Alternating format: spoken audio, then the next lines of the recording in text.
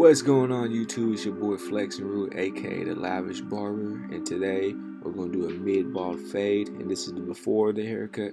And I'm gonna just do this introduction. I'm not gonna do a voiceover for the full cut, but yeah. So y'all that's new to this channel, like this video, drop comments if you want me to do any other haircut tutorial, so drop comments below, ask questions. I make videos about any other haircut, any type of thing that's going on in the barber industry that you guys want to know. So hopefully you guys like this video, subscribe to this YouTube channel because you're going to learn a lot, and hit that thumbs up video.